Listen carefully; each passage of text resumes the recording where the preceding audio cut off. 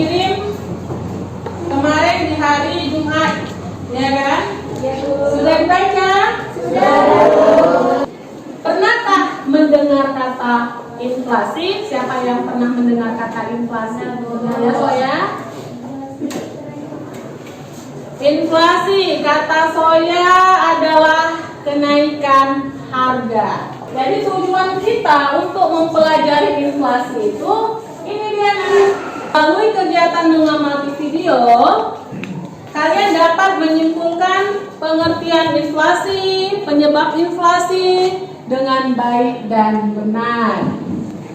Yang kedua, setelah menyimak pemaparan guru melalui PowerPoint, kalian dapat menganalisis jenis-jenis inflasi dengan baik dan benar.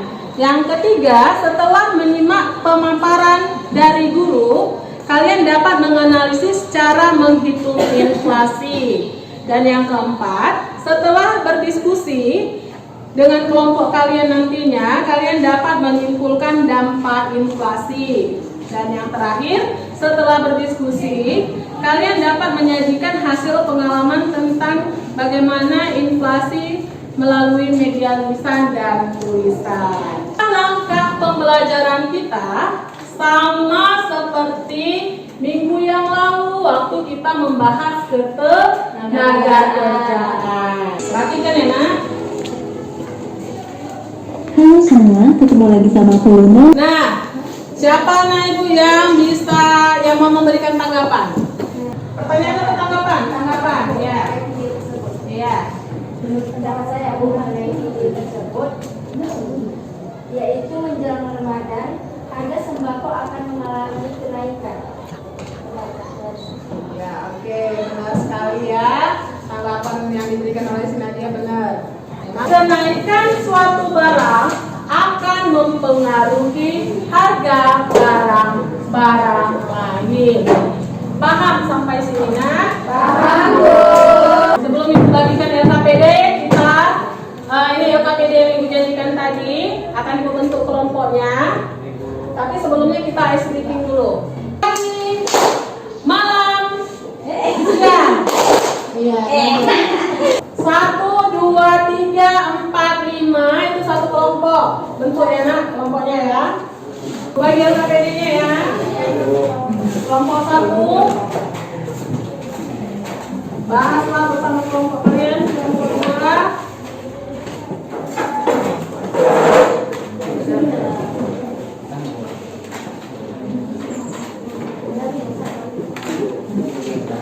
Kelompok 3. Oke, dengarkan Ibu dulu. Selamat berdiskusi dengan teman kalian, ya.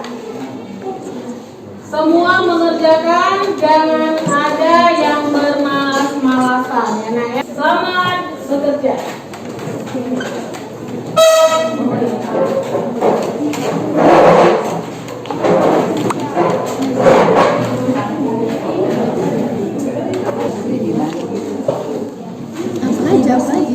Satu, kau kan satu. Tadi dampaknya.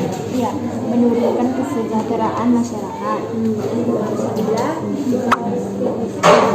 Ayo dikerjakan ya, Nak. Kerjakan, baca. mendorong investasi. Nah, coba dulu, Nak. Ibu ada video motivasi ini. Coba perhatikan, Nak.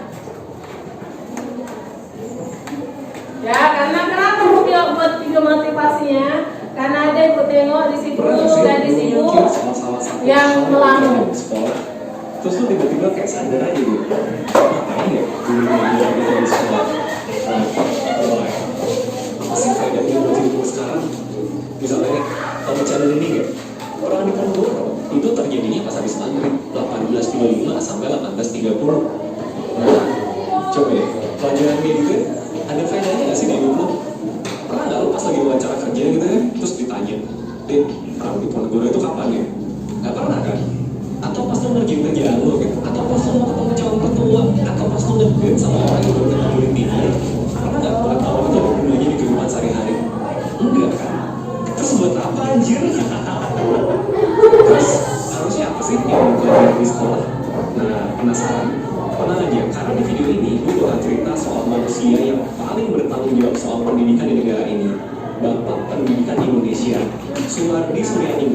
podcast Ki Hajar Dewantara.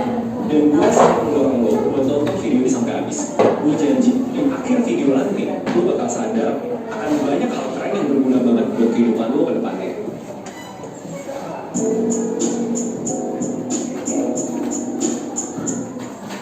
Oke, seperti biasa, sebelum kita masuk ke filosofinya, kita bahas sedikit deh soal orangnya.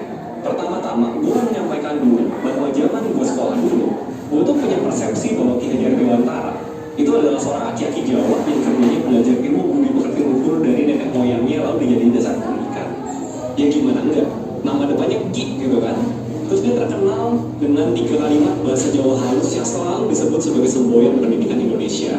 Ingat Sosin Keluarga, Ingat Yono Karso, dan Lukmuli Handayani.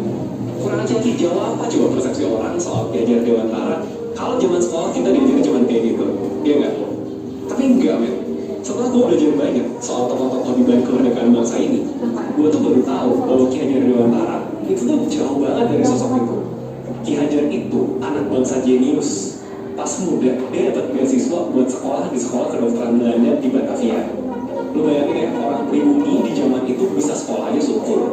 Dia bisa sekolah di sekolah kedokteran. Pintar banget orang itu. Sayangnya, dia nggak cuma pintar, tapi juga berani. Nah, kenapa sayang? Ki Hajar ini di kampus hobinya tuh malah kritik pemerintah Belanda kesana kemari sampai akhirnya dia dikeluarin dari kampusnya. Terus habis itu jadi wartawan dan makin jadi dia nulisan tajam-tajam soal pemerintah Belanda sampai akhirnya dia dibuang ke Belanda sana biar jauh-jauh dari Indonesia dan gak bikin rusuh di sini. Nah terus kan cerita dibuang di Belanda nih, tahu nggak apa yang dilakukan di sana? Dia tuh di sana malah belajar. Nah zaman sebelum ada internet dulu yang namanya posisi itu menentukan prestasi. Dan di Belanda itu jelas akses ke buku dan tulisan-tulisan orang pintar dan bijak dari seluruh negara dunia jelas lebih lengkap kan dibandingkan di Indonesia waktu itu. Di sana dia belajar soal riset-riset terbaru di dunia pendidikan, filsafat, psikologi, dan banyak hal lain. Termasuk salah satunya adalah filosofi dan kurikulumnya Maria Montessori yang sampai sekarang masih dipakai di sekolah-sekolah elit di seluruh dunia. Dan hasil pembelajaran dia dengan otak jeniusnya itulah yang kemudian dia rangkum dan bawa pulang ke Indonesia untuk kemudian dijadikan dasar pendidikan ala dia, termasuk di taman siswa yang ada sekolah yang dia diri sendiri, termasuk di perkumpulan sastra Kliwon, kayak ngobrol intelektualnya dia, dan juga buat Indonesia secara keseluruhan waktu dia jadi Menteri Pendidikan. Oke, kita skip dulu ya. Kalau gue suruh bahas soal Ki Hajar Dewantara, gue bisa bahas 2 jam video kita kepanjangan. Jadi gitu, Ki Hajar Dewantara itu adalah bukan aki-aki kejawen, dia aktivis jenius yang sangat concern soal pendidikan pada masanya. Nah, di video ini gue akan bahas 3 hal dari filosofi pendidikan Ki Hajar Dewantara yang menurut gue penting banget buat diketahui semua makhluk di negara ini. Asik. Dan 3 yang mau gue jelasin ini bukan Trimota, alias Lukmuli Handayani dan kawan-kawan tadi ya. Karena 3 itu harusnya fokusnya bukan di murid, tapi di guru. Gimana cara mereka mendidik murid di kelas. Gue ngebahas pemikiran dia yang lebih inti lagi. Dan ini biasanya sayangnya gak pernah diajarin di sekolah. Nah, penasaran? Oke. Hal pertama yang mau gue bahas adalah mulai dari hal paling dasar, tujuan pendidikan. Coba deh, menurut lo, tujuan pendidikan itu apa sih? Bikin pintar? Atau bikin dapat nilai bagus? Atau biar dapat ijazah terus bisa kerja? Nah, enggak. Menurut Ki Hajar Dewantara, tujuan pendidikan adalah memerdekakan manusia. Dan kalau ditanya nih, apa itu manusia merdeka? Menurut Ki Hajar, poinnya ada 2. 1, selamat raganya, 2, bahagia jiwanya. That's all, selamat dan bahagia, survive and happy. Dan sebetulnya kalau dipikir-pikir, itu kan kita cari dalam hidup. Kita tuh cuma pengen kita bisa selamat, kita bisa bahagia. Kalau lu bilang nih, enggak, tujuan hidup gue akhirat lah. Terus lu berharap apa gitu di akhirat kalau bukan berharap lu selamat dan bahagia di surga? Iya kan? Ini adalah sebuah topik yang secara universal diterima sebetulnya. Mulai dari filsafat, agama, sampai ilmu pengetahuan psikologi modern, itu sepakat soal hal ini. Bahwa kita itu nyarinya ya itu, keselamatan dan kebahagiaan. Sekarang coba deh, lihat sekitar kita gitu. Kira-kira kebanyakan orang di sekitar kita tahu nggak ya gimana caranya supaya hidupnya bisa selamat dan bahagia? Kayaknya enggak ya. Kenapa coba pada nggak tahu? Ada nggak yang ngajarin? Sekolah ngajarin nggak? Nah kalau sekolah lagi nggak ngajarin, tahu dari mana coba? Padahal menurut Ki Hajar Dewantara, pendidikan itu ya harusnya memerdekakan manusia, menghasilkan manusia yang selamat dan bahagia. Apakah mengetahui kapan terjadinya peliburan itu membantu buat selamat dan bahagia? Atau apakah tahu cara yang melakukan integrasi trigonometri itu bisa membantu lu buat selamat dan bahagia? Dan itu adalah alasan utama satu kesana ada kan? Kita tuh pengen bantu orang Indonesia buat bisa hidup seutuhnya.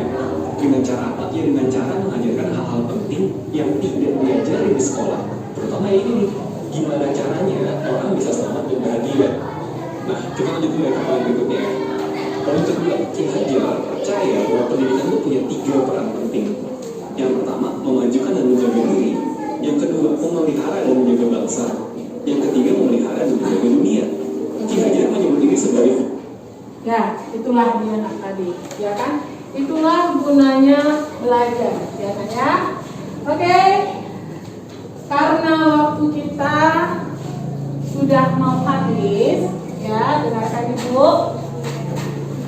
Pertemuan selanjutnya ini akan kita bahas, ya. Jadi lanjutkanlah diskusinya bersama teman kalian nanti bisa pulang sekolah, ya nak ya. Kemudian tempelkanlah di poster dan buatlah menjadi seperti peta konsep untuk memudahkan kalian membahas tentang artikel yang ada pada artikel kalian masing-masing, ya nak ya. Dibuat dia seperti menjadi peta konsep untuk memudahkan kalian menjelaskannya nanti ketika kalian presentasi. Ya, nanti ada lagi buat lagi pembagian tugasnya ya. Jadi semua bekerja. Paham nak? Bagus. Iya. Ada pertanyaan? Ya, tidak. Semua bekerja ya nak. Nanti siapa yang tidak bekerja silakan laporkan sama ibu nama-namanya. Ya. Jadi buatlah peta konsepnya semenarik mungkin, secantik mungkin, biar ibu nilai, ya kan? Yang ibu nilai itu dari bagaimana cara kalian menjawab, menguasai bahan materi kalian, bagaimana cara kalian mempresentasikannya, dan menguasai materi kalian. Oke nak? Ya bu. Ada pertanyaan? Ya bu. Nggak ada ditanya berapa kajak bu kapalnya enggak? Ya bebas ya. Yang penting kalian buat dalam bentuk peta konsep untuk mempermudah kalian dalam mempresentasikannya nanti ke depan. Oke ya. Nah berhubung karena waktu kita sudah habis, maka kita akan tutup dengan doa yang dipimpin oleh ketua kelas kembali. Oke Imam, silakan pimpin doanya. Sebelum kita menutup pelajaran ini, marilah kita berdoa. Berdoa dimulai. Amin. Doa selesai. Terima kasih Imam. Kepada anak-anak ibu, kita akhiri pertemuan kita. Semoga pembelajaran hari ini bermanfaat ya. Assalamualaikum warahmatullahi wabarakatuh.